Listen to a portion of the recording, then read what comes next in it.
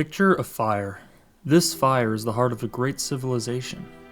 While the fire starts small, just a few tongues of flame in a massive pit of kindling, it grows. Though it seems impossible, the small flames grow into a massive inferno, powerful and unstoppable as it brightens the sky, visible from all corners of the world.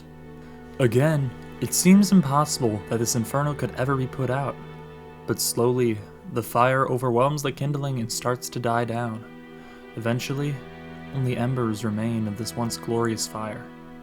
While it's possible for the embers to keep burning for a long time, it's far more likely that the fire will be stomped out. However, what if some war were to come, not with the purpose of killing the fire, but the purpose of saving it? What if someone relit the flame?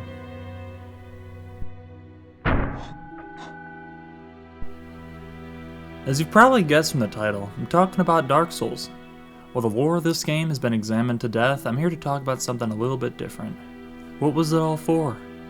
You see, at the end of the game, you're offered a choice. Once you kill Lord Gwyn, you can either rekindle the first flame and take his place, or you can leave, becoming the Dark Lord, the Lord of Men. The two primordial serpents, Frampt and Koth, try to goad you to each of the two endings, with Kingseeker Frampt wanting to take Gwyn's place and Koth wanting you to become the Dark Lord. To the average player, this seems like a pretty clear choice. This is the average good end, bad end formula seen in a lot of games. You can either make the hard choice, becoming the Great Lord and practically giving your life in service to your dying kingdom, or you can let the fire die and become the most powerful being in the world. It seems pretty clear. The right thing to do here is to embrace the fire and abandon the dark. Becoming a Dark Lord seems pretty evil. But what if I were to tell you that the choice isn't so clear?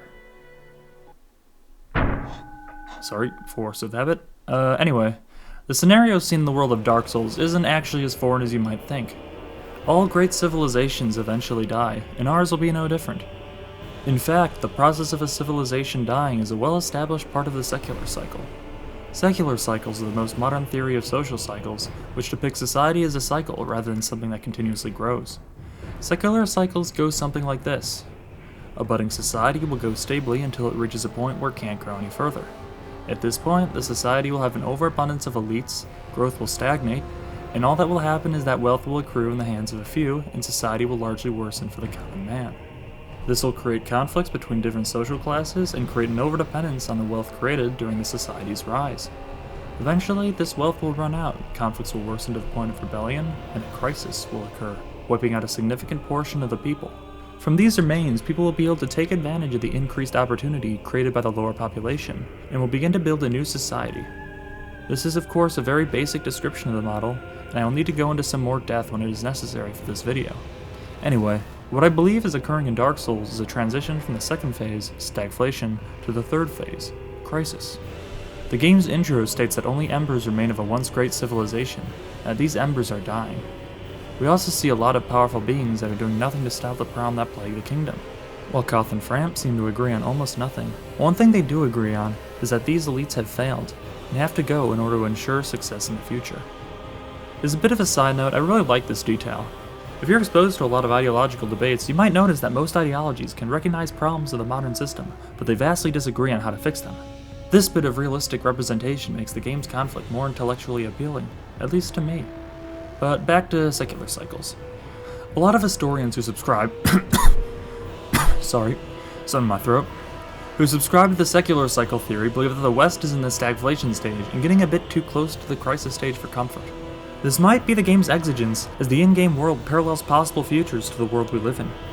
Now that this decision seems a bit more relevant, let's examine the choices we have in the game a bit more closely. Okay, enough of that. Let's first look at the option Frampt supports, which is replacing the current ruler with a chosen undead, who's a better ruler. This follows a very traditional solution to a society's problems. If things are bad, it's probably the leader's fault. Therefore, you should replace the leader with a better one. This solution has existed basically forever, from tribal societies to monarchies and even now, with the current democracy-loving status quo. I don't really want to go that much in depth into Frampt's plan, as everyone watching probably understands it just through lived experience. Both dominant parties in the US seem to believe that if the right people are in office or the right laws are passed, then everything will get better. By the way, I'm not going to go into my own political beliefs, as different ideologies aren't really relevant to the topic of this video. What is relevant is a strategy known as accelerationism, not to be confused with an ideology under the same name. This strategy is often associated with Slavoj Žižek, who asserted in 2016 that he would vote for Donald Trump despite disliking him because he wanted to disrupt the political status quo and incite political action from the left. While Žižek is left-wing, this strategy can really be used by any ideology. All it really entails is trying to create enough conflict to collapse the current system and rebuild a better one from the ashes. I believe that Koth is attempting to combine the accelerationist strategy with the idea of secular cycles to solve the problems of the world of Dark Souls. His plan is to use the seemingly unstoppable destructive power of the Chosen Undead to simply get rid of the status quo and allow a new system to rise up in its place. This also solves a common criticism of accelerationism, which is that you can't really control what sort of system will emerge after the status quo breaks down. Koth put the idea of becoming the Lord of Dark in the head of the Chosen Undead, meaning that it's almost certain that this is what will happen once the system is destroyed. However, there's a far darker difference in what Koth is doing with accelerationism. The purpose of accelerationism is to destroy a system that's gone too far to fix from within the system, and then build a better system from the ruins. Once the Chosen Undead kills Gwyn, he gains complete control over the land. With the accelerationist mindset, further destruction is completely unnecessary. The Chosen Undead has more than enough power to begin rebuilding a kingdom, and wouldn't it make sense to use the already existing infrastructure of the Flame to your advantage? In not doing this, Koth reveals his goals to be more than just a shift of political power. So what? Is he just evil? I don't think so. He says that he intends to right the wrongs of the past and discover our true Lord. He claims that the Chosen Undead should destroy the fading Lord Gwyn, who has cuddled fire and resisted nature, and become the fourth Lord so that you may usher in the Age of Dark. This is far more than wanting to bring in new political forces or to spread chaos and destruction. He wants to rectify the world and set it back on its natural course. Koth wants to play God. Koth's plan is actually quite similar to something that God does in the Bible. In the book of Exodus, God brings the Israelites out of slavery in Egypt so that they can build their own nation, following the paths of righteousness. However, there's a big problem. The Israelites have spent so many generations in Egypt, they can't adapt to the standards that God sets for them. They constantly doubt God and complain about the journey, going so far as to ask Moses to take them back to Egypt on several occasions. At one point, they made a golden statue of a calf to worship, similar to Egyptian idolatry. Even upon finding the Promised Land, all but 2 of the spies sent to scout the land said that the people there were too strong to overcome, doubting the strength of God. This eventually led God to do something rather extreme.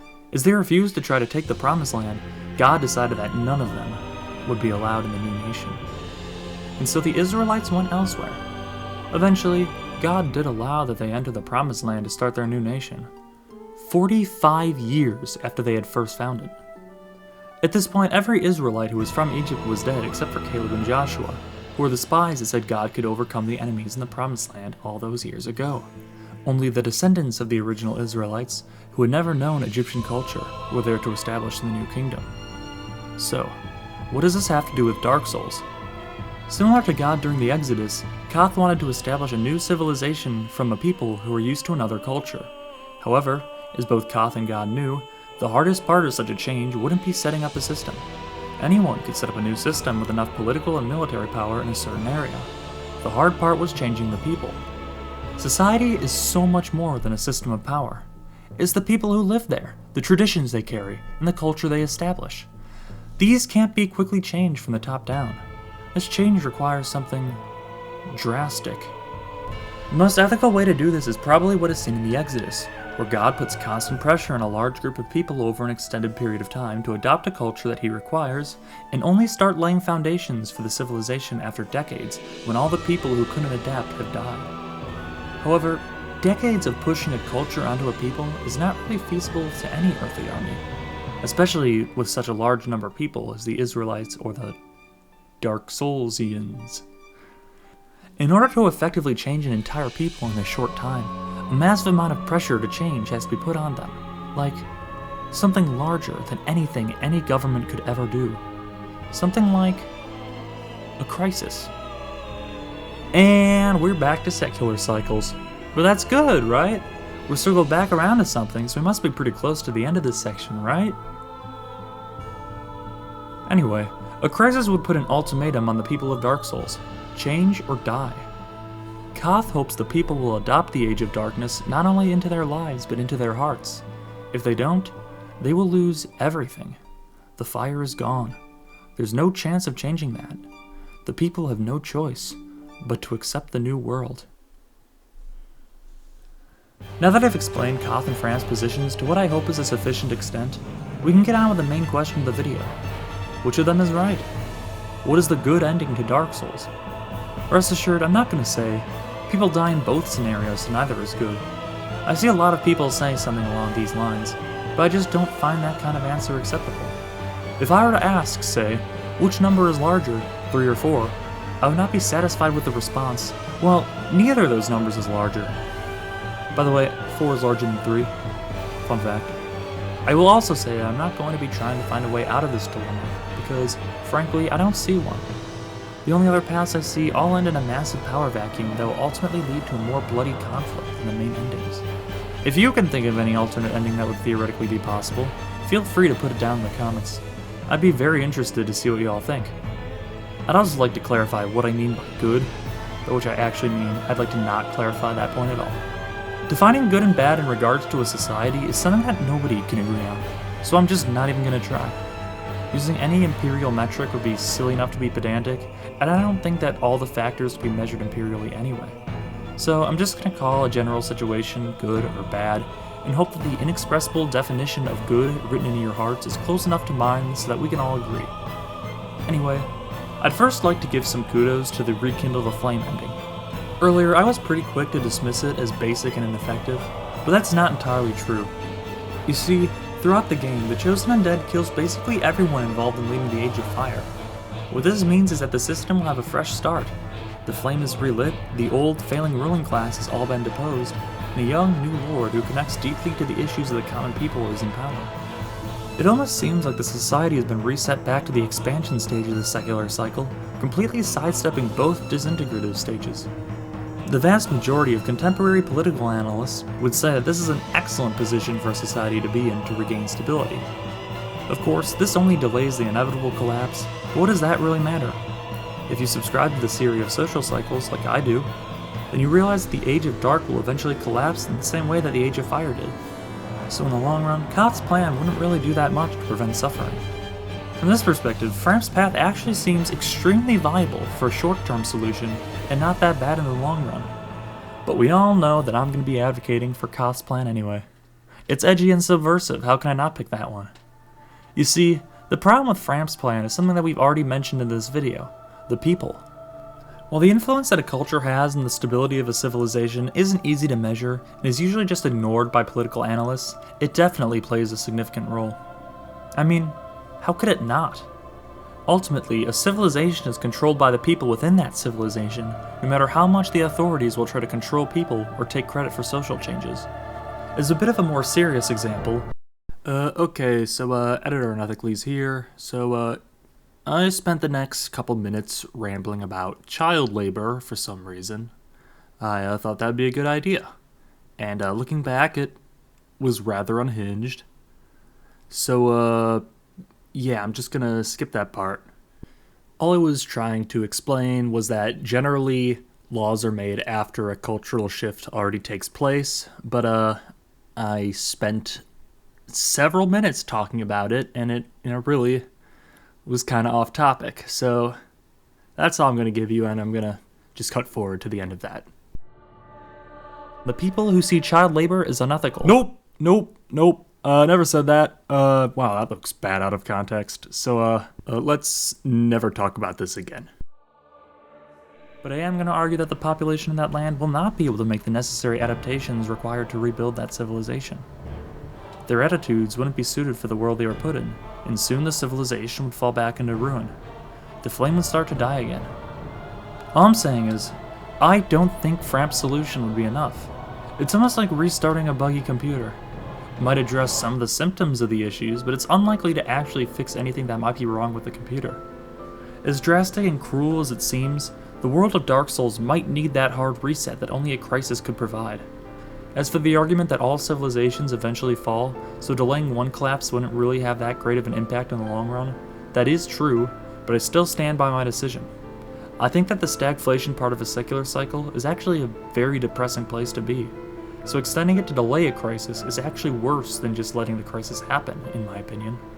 Another benefit of Cosplan is that it instantly fills the power vacuum that exists at the end of great civilizations.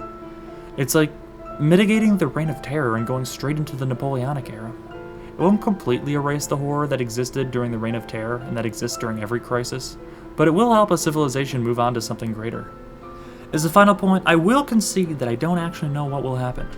I can make educated guesses based on patterns in history, but ultimately they're still just guesses.